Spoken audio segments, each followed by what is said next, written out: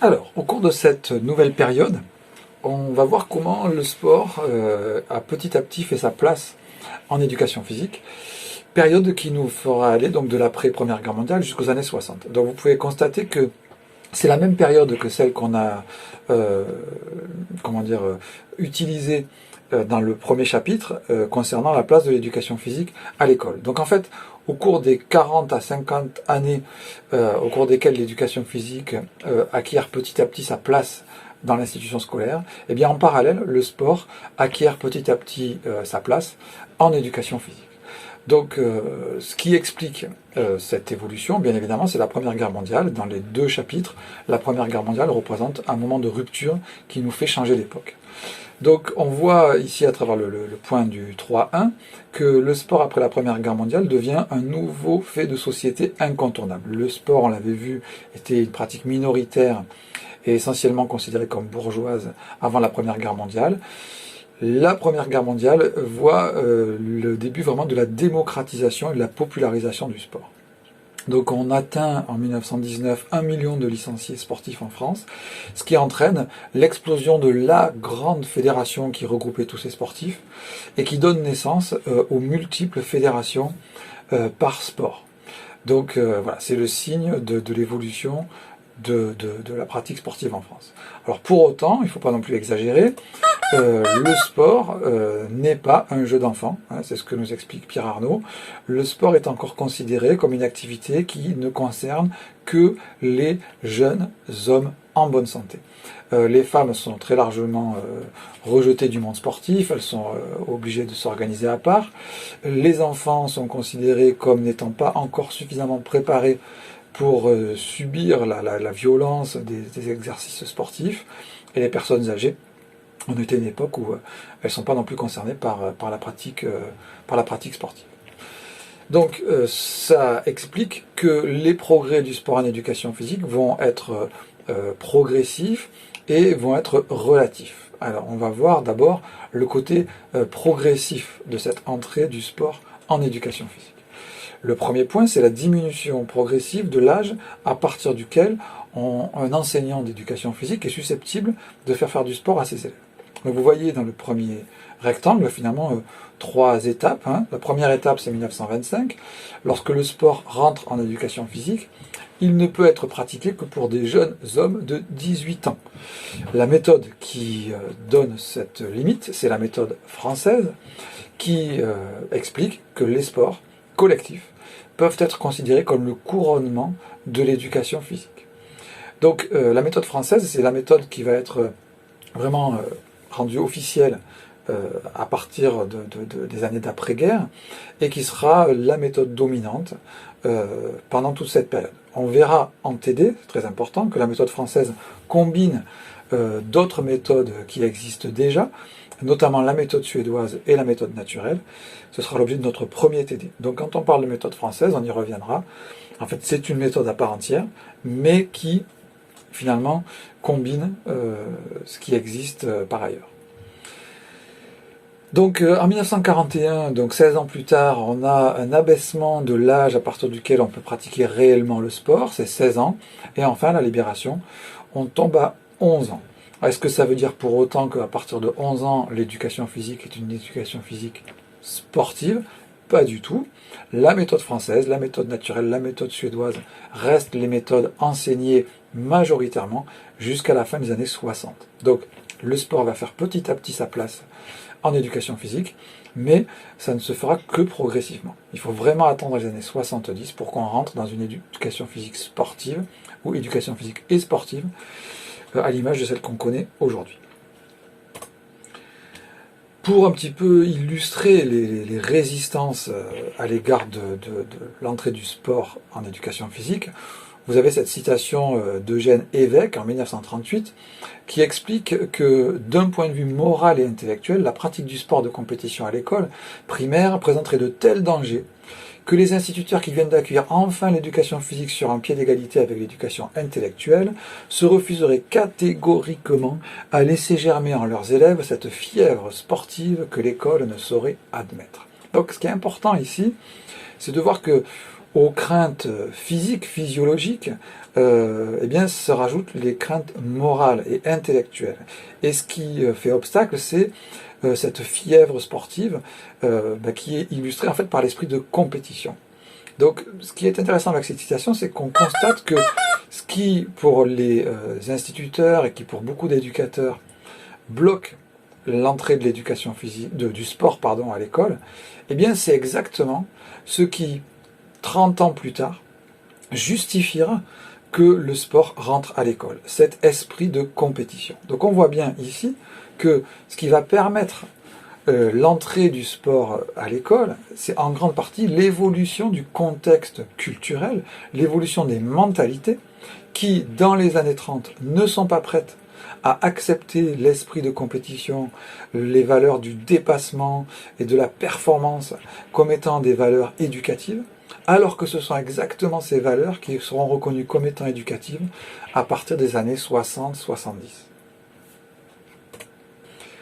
Donc au cours de cette période où le sport se fait petit à petit sa place, eh bien il se fait sa place, oui, mais.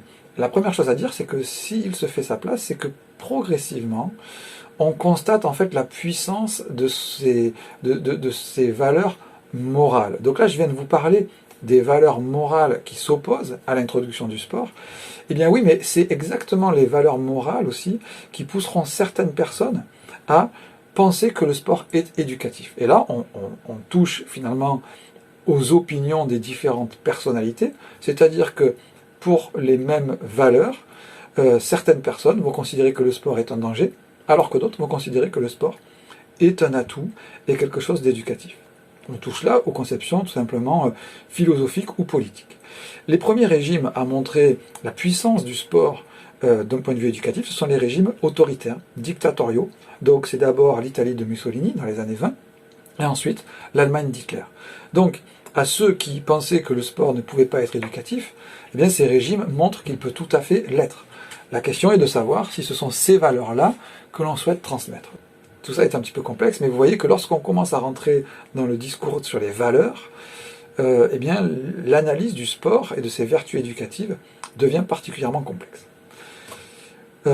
C'est la raison pour laquelle on peut être gêné de constater que le sport, finalement, obtient un moment de reconnaissance important sous le régime de Vichy, notamment parce que le sport est reconnu par le maréchal Pétain comme un puissant vecteur de valeurs morales, exactement comme le sport l'a été avec l'Allemagne d'Hitler et l'Italie de Mussolini.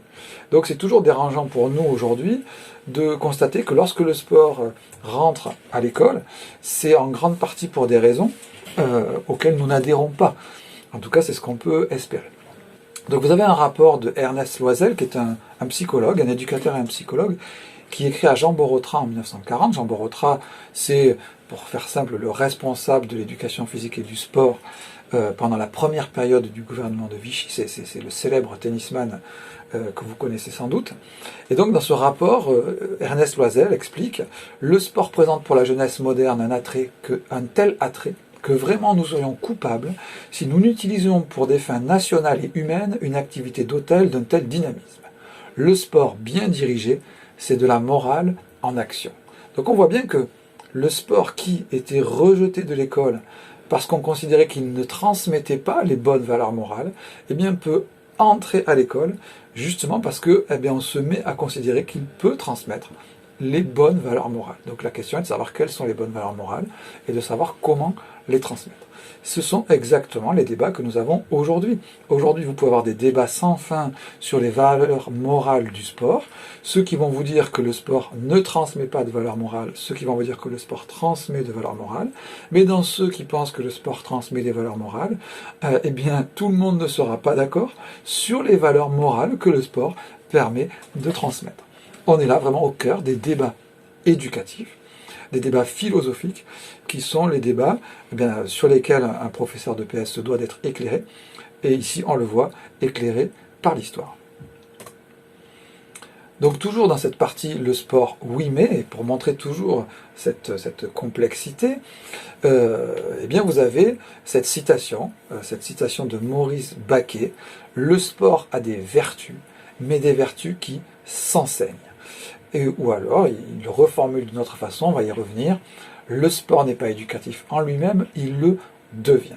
Alors là, je vais vraiment prendre le temps de m'arrêter parce que Maurice Baquet, c'est un professeur d'éducation physique qui est formateur à l'ENEP, c'est-à-dire il forme les futurs professeurs d'éducation physique, et il va devenir le père de ce que l'on va appeler la méthode sportive. Donc à la méthode suédoise, à la méthode naturelle, à la méthode française, va s'ajouter à partir des années 40 la méthode sportive que l'on attribue à Maurice Baquet.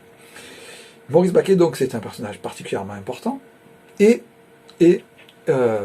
il défend le sport notamment pour ses vertus éducatives et donc ses valeurs morales. Pourtant, il n'est pas du tout dans l'état d'esprit du maréchal Pétain.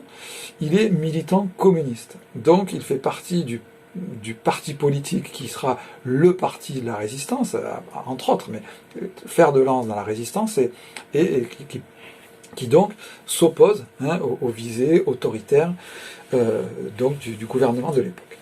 Donc il écrit cet ouvrage en pleine occupation, en 1942, et ça deviendra véritablement la Bible, entre guillemets bien évidemment, des professeurs d'éducation physique pendant très longtemps.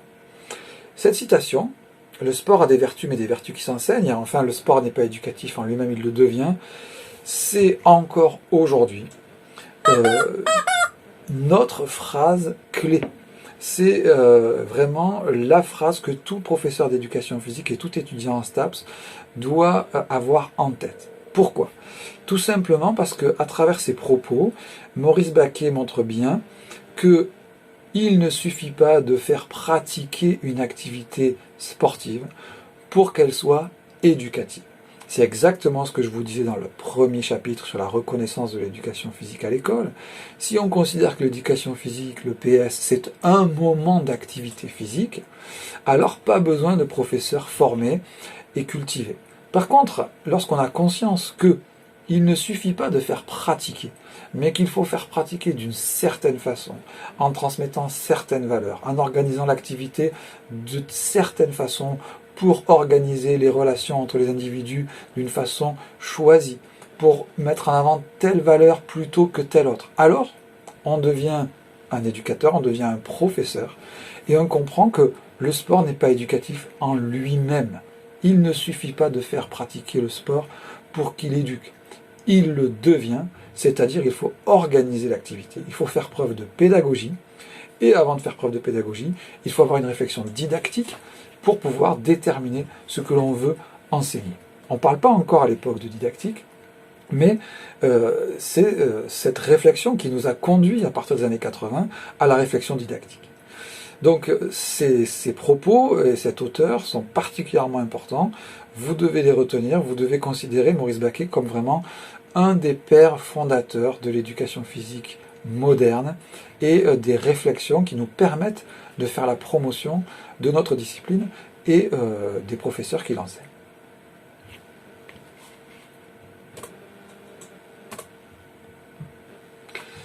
Alors, on vient de voir le sport, oui, mais. Pourquoi oui, mais? Eh bien, tout simplement parce que c'est pas seulement le sport, c'est certains sports, c'est le sport pratiqué d'une certaine façon, ce sont telles valeurs morales du sport que l'on veut enseigner et pas d'autres, etc. Et puis, le deuxième point, c'est que, eh bien, dans la pratique elle-même, dans la façon d'enseigner la pratique sportive, on va assister à une certaine dénaturation scolaire de la pratique sportive par l'initiation sportive. Alors oui, effectivement, les enseignants vont adopter le discours de Maurice Baquet, qui est de dire on ne peut pas simplement faire pratiquer le sport tel qu'il existe dans la société, il faut le transformer pédagogiquement, il faut l'adapter aux élèves et aux objectifs que l'on se fixe. Ça va donner naissance à l'initiation sportive. Cette initiation sportive, on l'étudiera en détail en TD, lorsqu'on étudiera la méthode sportive, pour que vous puissiez vraiment visualiser en quoi ça consiste. Ce qu'on peut dire simplement, pour pas trop alourdir le CM, puisque en TD on verra ces choses-là, c'est que le sport tel qu'il est introduit à l'école est introduit d'abord par ses gestes, par ses techniques fondamentales. C'est-à-dire que l'enseignant va partir du principe que, avant de pouvoir faire une partie de basket, par exemple, avant de pouvoir faire une partie de foot, eh bien, il faut en passer par une initiation sportive, c'est-à-dire une initiation au geste sportif. Donc le geste du dribble, le geste de la passe, le geste du replacement, etc., etc. Et donc vous assistez à des leçons que l'on dirait aujourd'hui décontextualisées, c'est-à-dire des leçons au cours desquelles les enfants, les élèves apprennent des gestes sans forcément les appliquer, sans les mettre en application dans l'activité réelle.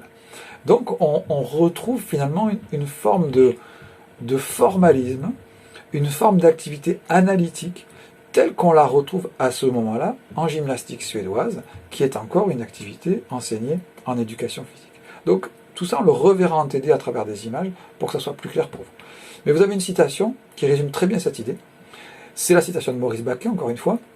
L'éducation physique, c'est l'ABC, la grammaire du sport. C'est-à-dire qu'en éducation physique, on doit apprendre finalement les lettres qui permettront plus tard, plutôt en dehors de l'éducation physique, de faire des mots, de faire des phrases qui sont en fait les actions qu'on va réaliser dans une véritable activité sportive.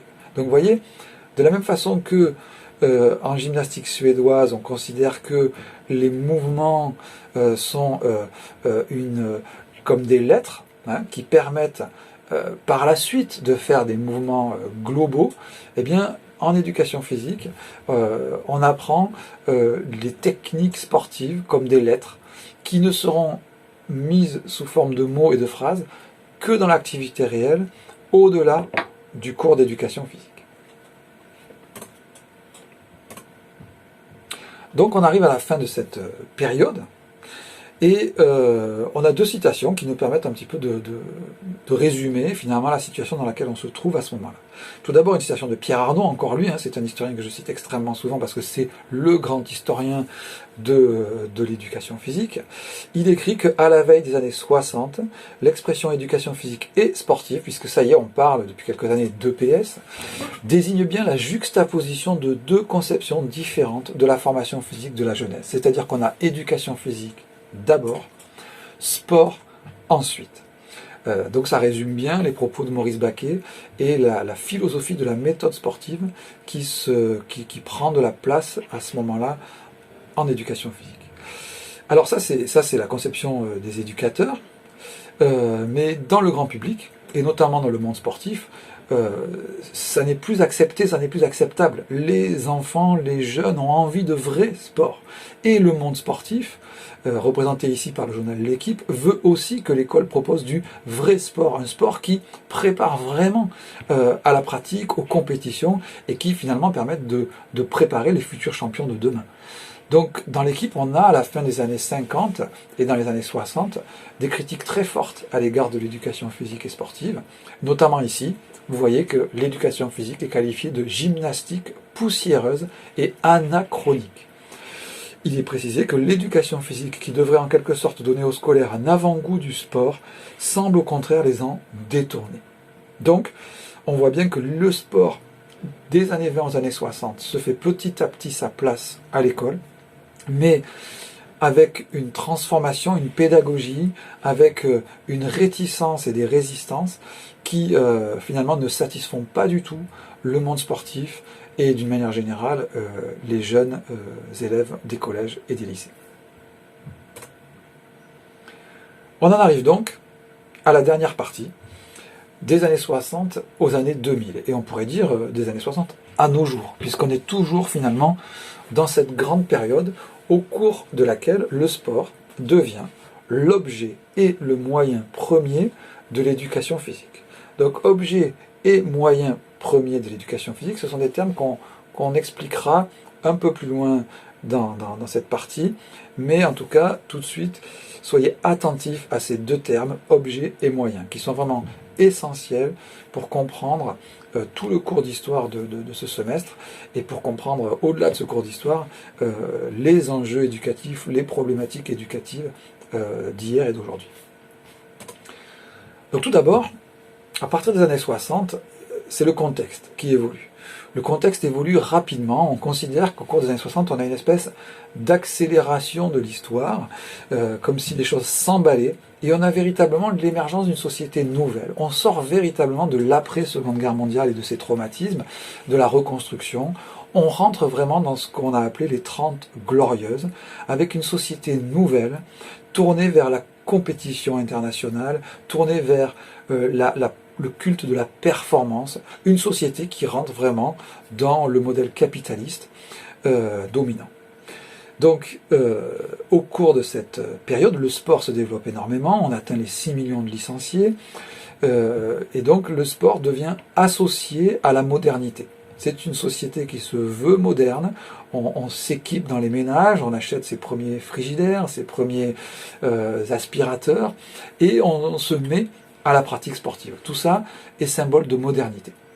Donc c'est ce qui va entraîner une modification des instructions officielles d'éducation physique et qui va vraiment faire entrer dans la phase de l'EPS, l'éducation physique et sportive. Ces instructions officielles qui réforment profondément notre discipline sont publiées en 1967 et une phrase peut en être retirée, c'est une phrase très importante.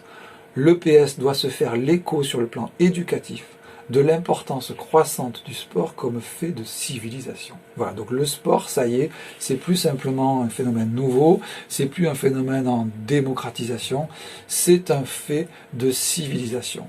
Du point de vue de la pratique, mais du point de vue aussi du spectacle sportif. On est en pleine guerre froide, les Jeux Olympiques ont un écho médiatique considérable, ils sont le lieu d'affrontement symbolique des grandes puissances, les télévisions se développent dans les foyers, et donc voilà, on a une explosion véritablement du phénomène sportif.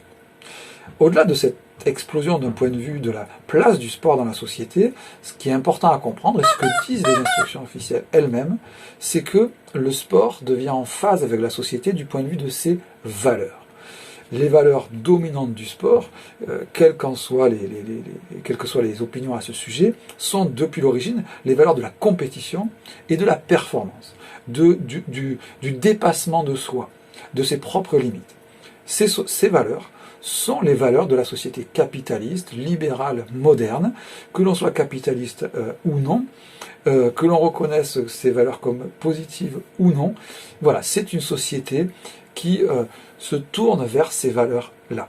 Donc c'est ce qu'expliquent les instructions officielles de PS elles-mêmes. Elles font le constat de ces évolutions de mentalité en expliquant que notre époque, par la croyance dans le progrès matériel et spirituel, ce sont les 30 glorieuses, et le sport moderne lui-même participe directement de cette idée, en cherchant non seulement à dégager un type humain dans sa perfection, mais à accroître par la compétition et le travail acharné qu'elle exige les possibilités de l'homme. Donc cette idéologie de la croissance, cette idéologie du progrès, eh bien elle est économique, elle est sociale, c'est aussi un grand espoir dans plus d'égalité dans la société, une progression de l'ensemble de la société, et c'est aussi voilà, les valeurs du sport. Donc on peut le voir en fonction de ses affinités politiques de façon peut-être négative, les valeurs du capitalisme, de la compétition, du rendement. On peut aussi le voir de façon positive dans la croyance, dans le fait que dans cette société moderne, tout le monde peut devenir quelqu'un, quelle que soit son origine sociale. On a le sentiment à ce moment-là qu'il y a une vraie possibilité pour chacun d'atteindre vraiment le niveau social qui sera lié à son mérite. Or, c'est l'idéologie sportive. L'idéologie sportive, c'est cette idéologie qu'il y a à la fois des gens particulièrement doués qui de toute façon sont destinés à être des dominants, et il y a aussi à la fois cette idéologie du travail qui permet de penser que finalement, quel que soit le milieu dont on est issu, on peut s'en sortir, on peut accéder à une vie meilleure et à une situation sociale supérieure que celle qu'on a connue de par sa naissance.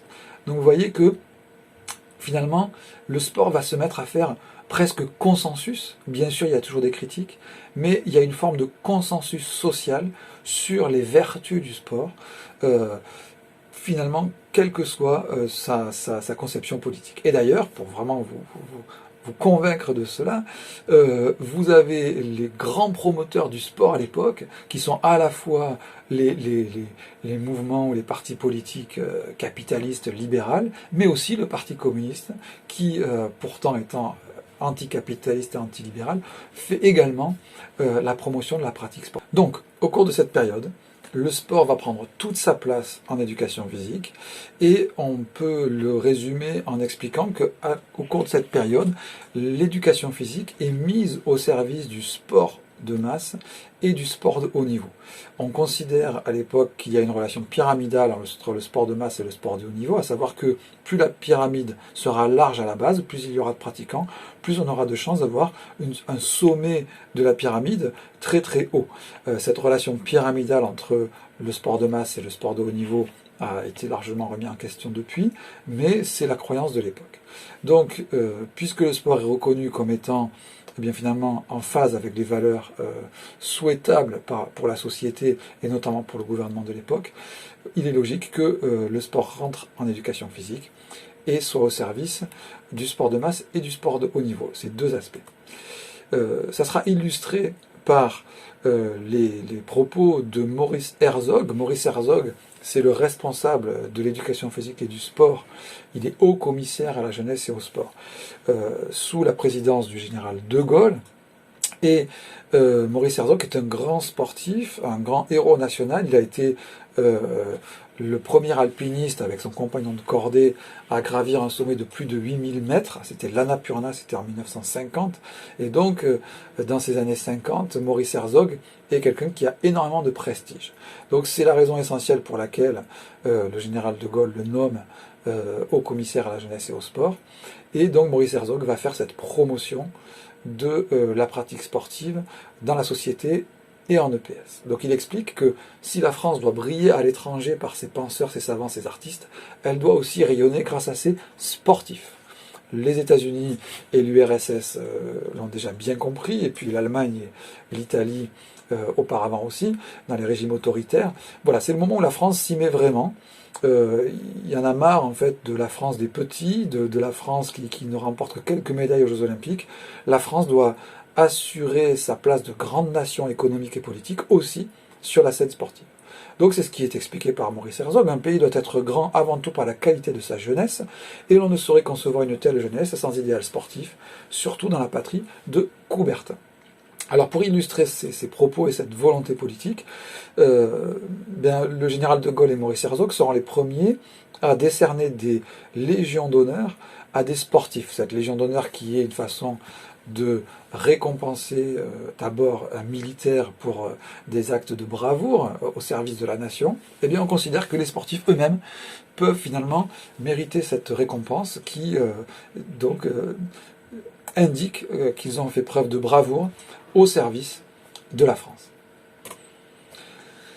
Donc c'est au cours des années 60, comme vous l'avez compris, que petit à petit, vraiment, le pouvoir politique fait en sorte que le sport rentre en éducation physique.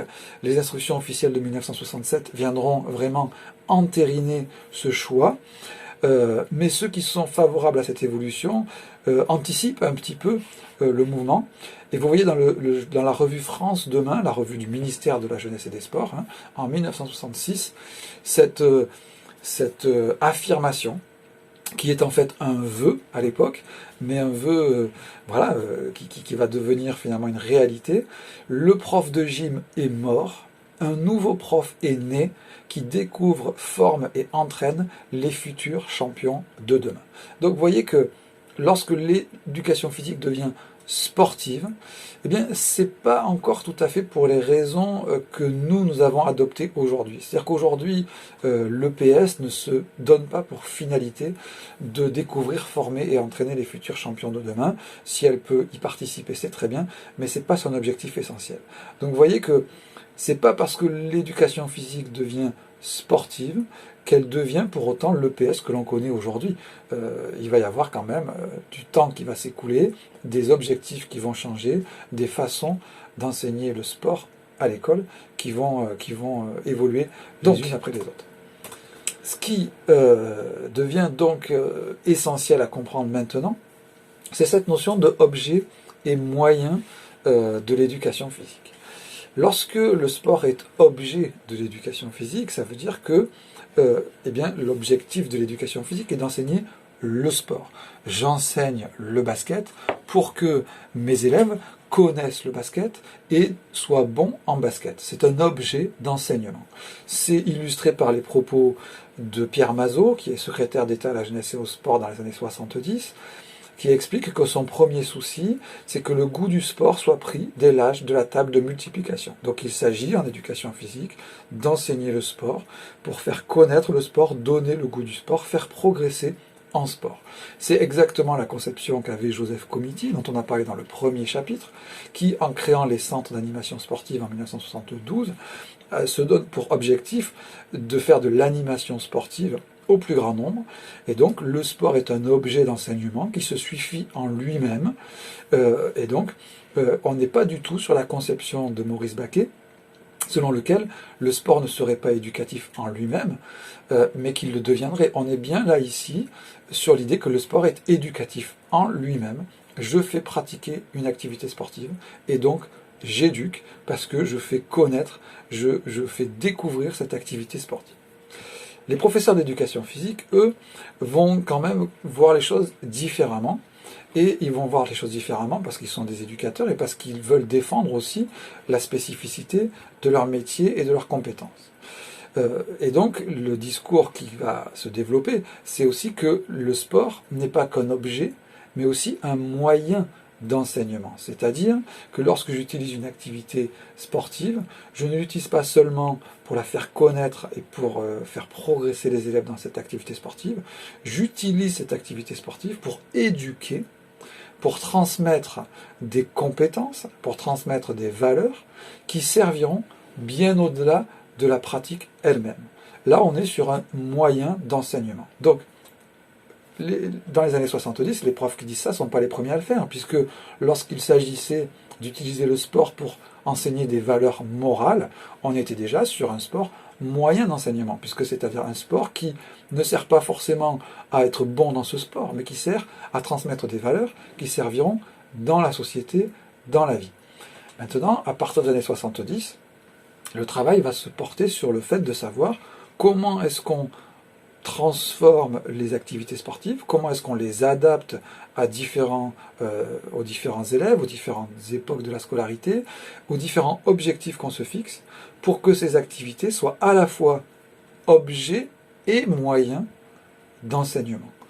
Donc c'est illustré par les instructions officielles de 1986, qui seront les instructions officielles qui viendront réformer celles de 1967, donc on aura attendu 19 ans, et ces instructions officielles, donc, pour revenir, pour compléter les instructions officielles de 1967, eh bien, insistent sur le fait que l'EPS ne se confond pas avec les APS qu'elle propose et organise.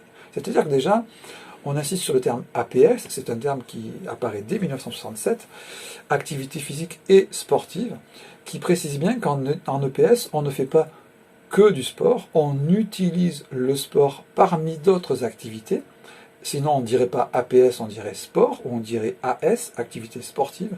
Si on dit activité physique et sportive, c'est qu'il existe, des activités physiques non sportives. Donc ça, c'est hyper important que vous le compreniez encore aujourd'hui, parce que c'est toujours complexe pour certaines personnes de le comprendre. Le PS, on en a déjà parlé 50 fois, c'est une éducation qui peut utiliser des activités physiques autres que sportives, et c'est pour ça que l'on parle d'APS, et qu'on parle aujourd'hui d'APS-A. Alors donc, en affirmant que le PS ne se confond pas avec les APS qu'elle propose et organise, tout simplement, on insiste sur le fait qu'il ne suffit pas d'enseigner une activité de faire pratiquer une activité, pour que ça soit un enseignement. Il faut l'enseigner, il faut faire un traitement pédagogique et didactique qui permet d'en faire véritablement un objet et un moyen d'enseignement. Donc, ce que je viens de vous dire, finalement, revient à dire que le sport est quand même en partie critiqué, c'est-à-dire qu'il ne suffit pas uniquement de faire du sport pour faire œuvre d'éducation. Ces critiques peuvent être parfois beaucoup plus virulentes, et il n'y a pas uniquement des gens qui sont éventuellement un petit peu réticents à l'égard de la pratique sportive, vous avez aussi un développement de discours très critiques à l'égard de la pratique sportive, et dans ces années 70, c'est lié en grande partie, finalement, au mouvement de contestation de la société capitaliste dans son ensemble, avec des mouvements d'extrême gauche, des mouvements inspirés par les mouvements hippies, qui contestent les valeurs de la compétition, du rendement, de la performance, de la hiérarchie, etc., etc. Alors donc, dans ce mouvement, il y aurait beaucoup de choses à dire. La personne qu'il faut retenir, c'est Jean-Marie Brome. Jean-Marie Brome est un professeur d'EPS qui deviendra par la suite un grand sociologue, un très très grand sociologue. Et eh bien, en tant que professeur d'EPS, il a cherché à proposer un modèle alternatif à l'enseignement par le sport, et notamment parce qu'il considérait que le sport était, eh bien oui, comme le disait le gouvernement dans les années 60, à l'image d'une société capitaliste et moderne, sauf que quand on est contre ce modèle capitaliste, forcément, eh bien on peut être aussi contre ce modèle sportif. Donc Jean-Marie Brome le résume à travers une citation, la sportivisation a laminé tout ce qui était spécifique et original, il ne reste plus que le modèle Adidas, c'est-à-dire le modèle industriel tout-puissant de la compétition, et de la croissance économique, et du sponsoring, et etc., etc. Donc des valeurs qui peuvent tout à fait être rejetées, et donc qui amènent à essayer de trouver d'autres activités à faire que les pratiques sportives. Dans ces critiques à l'égard du sport, vous avez aussi une critique plus mesurée, mais néanmoins très forte aussi. La critique, en fait, qui est ici illustrée par Pierre Parlebas, dont on a déjà parlé, qui considère que les pratiques sportives, en fait, sont un appauvrissement des pratiques corporelles dans leur ensemble. C'est-à-dire que les sports auraient finalement sélectionné au cours du temps un certain nombre de qualités physiques et intellectuelles qui seraient assez restreintes et qui ne représenteraient pas la richesse et la diversité qui existent lorsqu'on s'intéresse à l'ensemble des pratiques physiques possibles. Donc Pierre Parlebas le résume en expliquant que le sport ne représente qu'un sous-ensemble restreint de l'ensemble des jeux sportifs, dont la richesse et la complexité débordent très largement ce que l'institution en a retenu. Alors, dans les années 70-80, beaucoup de gens trouvent ça un petit peu ridicule, même si bien sûr Parlebas a une grande audience, et il deviendra lui-même un très très grand sociologue, comme je vous l'ai déjà dit. Mais ce sont des phrases qui doivent nous faire réfléchir, parce que souvent, aujourd'hui, finalement, on ne remet pas forcément en question les programmations, les activités qui semblent être assez logiques à programmer dans les cycles d'EPS. En fait, de faire un petit pas de côté, de s'intéresser à des activités corporelles qui ont pu disparaître, à des jeux d'enfants, à des modalités de pratique peut-être minoritaires, en fait, on se rend compte qu'il y a énormément de richesses et qu'effectivement, en EPS, on a peut-être parfois tendance à trop rester cantonné sur une forme de pratique corporelle qui ne représente pas véritablement la diversité de ce que les humains ont été capables de créer au cours de leur histoire. Donc voilà, Jean-Marie Brome, Pierre Parlebas nous invite à faire un pas de côté et à garder l'esprit critique à l'égard des pratiques que l'on enseigne sans forcément réfléchir aux raisons pour lesquelles on les enseigne. Donc pour terminer, la dernière partie va traiter donc des débats qui persistent toujours sur la relation entre APS et EPS. Aujourd'hui, on ne parle plus tellement de la relation entre EPS et sport, on parle plus de la relation entre EPS et APS, et ce qui pose donc toujours bien évidemment la définition que l'on se fait du sport. Les débats des années 80 à nos jours se sont essentiellement portés sur l'aspect didactique. Donc en quelques mots, essayez de vous faire comprendre en quoi consistent ces débats. La didactique déjà se distingue de la pédagogie parce qu'elle se pose la question des savoirs et des compétences que l'on veut enseigner. Donc, pour faire simple, la pédagogie se pose la question du comment enseigner, comment je mets en œuvre concrètement, comment j'organise ma séance, mes groupes, comment je communique. La didactique se pose la question en amont de qu'est-ce que je veux transmettre, qu'est-ce que je veux enseigner, quels sont les savoirs, les compétences. C'est à partir des années 80 qu'on commence vraiment à se poser cette question, à réfléchir avec intensité à ces questions, ce qui amène à la rédaction des premiers programmes, dont on a déjà parlé dans le premier chapitre, qui sont publiés en 1996, et qui proposent pour la première fois dans l'histoire de la discipline, vraiment des programmes avec des compétences, c'est-à-dire des savoir-faire, des savoirs à enseigner en fonction de l'âge et en fonction de l'activité pratiquée. Donc quand on se pose la question de la didactique, eh bien finalement se pose à nouveau cette question que je vous ai présentée.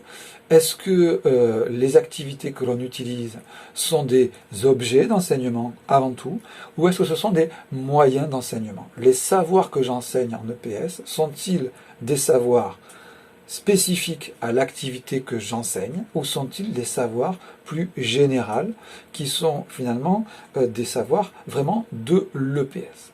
Alors c'est une question peut-être que vous trouvez un peu bizarroïde. Pour essayer de vous clarifier là-dessus, eh bien on va, de façon un peu caricaturale, exposer comment deux grands courants de pensée ont répondu à cette question. Donc dans les années 80 et 90, deux courants de réflexion vont finalement représenter les deux options les plus importantes. Le courant lyonnais d'un côté, qui émerge à l'UFR STAPS de Lyon, à l'initiative notamment de Paul Gouaran, dont vous avez le nom ici, et le courant nantais, qui lui va être beaucoup plus porté par l'inspection pédagogique régionale, et notamment par un IPR, qui aura beaucoup marqué son académie et son époque, qui est Michel Delaunay. Donc, du côté de Lyon, lorsque on engage cette réflexion en EPS de se dire mais qu'est-ce qu'on enseigne vraiment, quels sont vraiment les savoirs, le choix est fait de vraiment analyser les savoirs par rapport aux pratiques sportives, par rapport aux APS qui sont enseignés. C'est-à-dire que lorsque le courant lyonnais, le laboratoire de didactique de Lyon étudie le basket, la question qui est posée est de se dire mais comment progresse-t-on en basket? Que faut-il apprendre pour passer d'un niveau 1 à un niveau 2, puis à un niveau 3 en basket? Quels sont donc les savoirs spécifiques à cette activité qui vont permettre de progresser dans cette activité? Donc on est sur le basket, objet d'enseignement. Ça ne veut pas dire qu'il n'y a pas de finalité éducative, puisque le parti pris est que, en transmettant des savoirs concrets, concrètement utiles, des savoirs qui ont du sens, parce qu'ils sont directement utilisables dans une activité connue, socialement reconnue, eh bien en transmettant ces savoirs-là, eh bien je développe les capacités physiques de l'élève, évidemment, ses ressources, sa motricité, et donc, de fait, je l'enrichis et je fais mon œuvre de professeur de PS. Donc c'est ce qui est expliqué ici, le développement physique de l'individu, donc c'est quelque chose de général, se fait par l'appropriation active de contenus culturels relatifs aux APS. Donc on s'intéresse vraiment à ce qui est culturel dans une activité. Le basket est considéré comme une activité culturelle, produit de l'histoire des hommes, et on se pose la question de savoir quels sont les savoirs dans le basket qui méritent d'être transmis. Donc, on est d'abord sur l'APS objet. De l'autre côté, on a des éducateurs qui considèrent que si on fait ça, eh bien, on n'est pas vraiment en EPS. C'est-à-dire qu'on est trop dans la juxtaposition de différentes activités, mais on n'est pas assez dans une discipline qui a des savoirs qui la concernent dans sa globalité. Donc, c'est ce qu'explique l'inspecteur pédagogique régional Michel Delaunay en disant « l'EPS n'a pas vocation de faire apprendre tel ou tel APS, elle a à s'en servir de vecteur pour faire acquérir des savoirs fondamentaux. » Donc on voit bien ici que l'APS, la pratique sportive, si c'en est une, est considérée comme un moyen d'enseignement. Je n'enseigne pas le basket pour apprendre le basket, j'utilise le basket pour transmettre des connaissances, des savoirs, des valeurs qui sont fondamentales et qui sont bien plus larges que le basket. Donc, vous avez bien évidemment des principes d'action qui sont communs à tous les sports collectifs. Le fait de faire un appel de balle, de jouer vers l'avant, de se démarquer. Voilà, les modes d'organisation collective peuvent être considérés comme des savoirs fondamentaux. Et finalement, peu importe que je les enseigne à travers le basket, le handball, le foot, ou voir un jeu traditionnel qui mobiliserait ces savoirs, peu importe. L'important, c'est le savoir fondamental. Ce n'est pas l'activité à partir de laquelle je transmets ce savoir fondamental. Donc, pour essayer de résumer, tout ça c'est un petit peu complexe, mais c'est essentiel que vous le compreniez parce que c'est ce qui est au cœur finalement du métier d'enseignant. Et aujourd'hui, on n'est toujours pas sorti de ces débats. C'est-à-dire que même si les débats ne sont plus formulés en termes de courant lyonnais, de courant nantais, en fait, chaque proposition éducative est toujours un positionnement sur cette question. Lorsque je fais un cycle badminton, est-ce que je me pose d'abord la question de savoir quelles sont les compétences à transmettre pour que mes élèves progressent en badminton et connaissent le badminton? La PS badminton est un objet d'enseignement. Ou est-ce que je suis d'abord mobilisé sur le fait de me dire comment je vais organiser le badminton? Qu'est-ce que je vais vouloir transmettre grâce au badminton, qui ne concerne pas uniquement le badminton, mais qui soit vraiment une œuvre éducative? Voilà. Et donc, finalement, en fonction du choix que je fais, je suis plus sur la PS objet ou sur la PS moyen. Bien évidemment, je peux essayer de combiner les deux, mais on ne peut pas tout faire. Parce que dans l'enseignement, comme vous l'avez peut-être déjà compris, on fait des choix. On ne peut pas, dans un cycle de quelques séances, balayer toutes les possibilités éducatives d'une activité. On doit donc faire des choix, et ces choix sont toujours un positionnement sur cette problématique. C'est une problématique historique qui a émergé il y a bien longtemps, qui est devenue cruciale à partir des années 70-80, c'est toujours une problématique essentielle pour comprendre le métier de professeur de PS, les débats pédagogiques, didactiques, philosophiques à son sujet. Pour terminer, un dernier point, pour terminer sur cette période, l'éducation physique et la culture sportive. Parce que donc du coup, on le voit bien, la grande question, c'est la culture. On transmet une culture sportive, comment, quel objet, quelle partie de cette transmission. Ce qu'on constate, c'est que même si depuis les années 70, le PS souhaite être en phase avec la culture, et si le PS se donne pour mission de transmettre une culture sportive commune, en fait, petit à petit, l'éducation physique, quand même, s'éloigne, sans forcément le faire exprès, de la culture sportive et de la culture réelle. C'est-à-dire que se crée petit à petit une culture scolaire qui n'est pas la copie conforme de la culture qui se façonne dans la société. Alors on peut tout de suite l'illustrer à travers les propos de Pierre Arnaud, qui dit ça très tôt, il dit ça dès 1986, il le constate déjà à ce moment-là. Il explique que les sports traditionnels, gymnastique, athlétisme, sport collectif, qui sont donc dominants en EPS, sont au sport nouveau, ce que la gymnastique était au sport anglais il y a...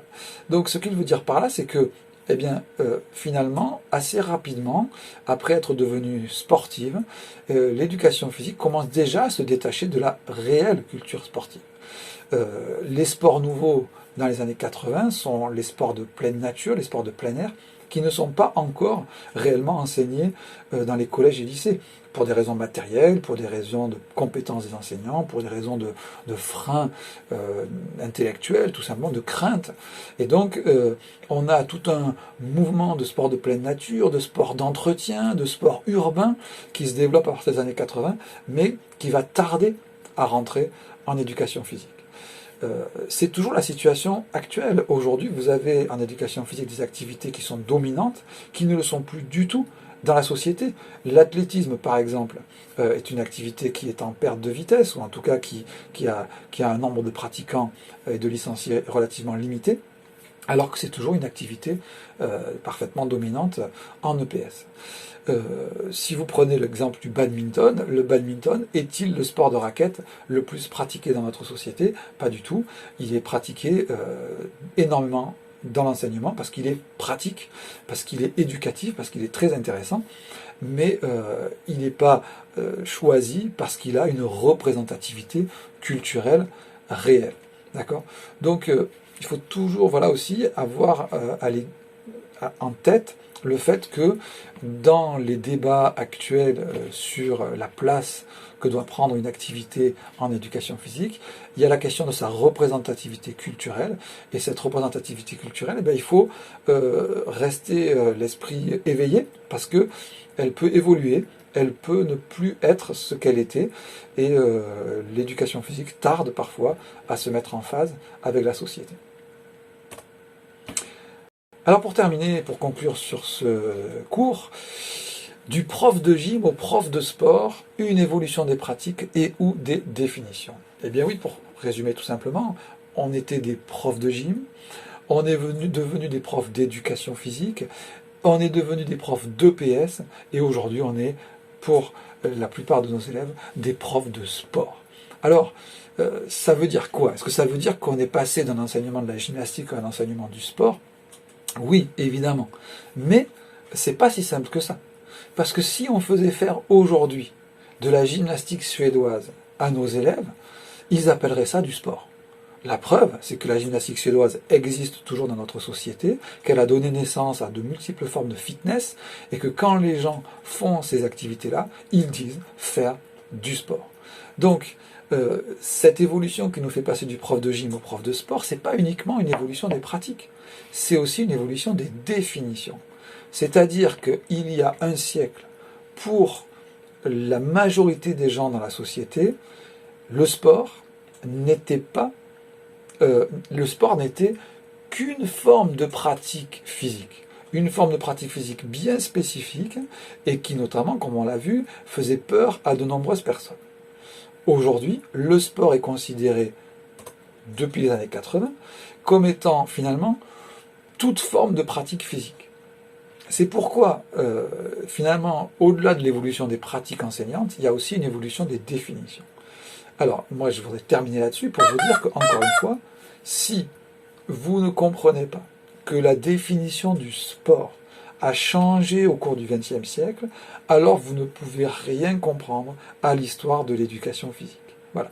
Quand je vous disais que l'éducation physique rejetait le sport, comment le comprendre si on ne comprend pas qu'à cette époque-là, le sport n'est considéré que comme une certaine forme de pratique physique. Dire aujourd'hui à un élève, en éducation physique, on ne fait pas du sport, ça ne veut rien dire. Donc voilà, c'est important pour terminer que vous reveniez sur cet aspect fondamental. Vous ne pouvez pas comprendre le cours d'histoire de l'éducation physique si vous ne comprenez pas que la définition du sport a évolué, que la représentation du sport a évolué au cours des siècles, et si vous ne comprenez pas que, encore aujourd'hui, pour un éducateur, pour un spécialiste, le sport, ça n'est qu'une forme de pratique physique parmi beaucoup d'autres, alors vous ne pouvez pas comprendre les enjeux, les débats actuels sur les APSA. Pourquoi dire APSA si on pouvait simplement dire sport?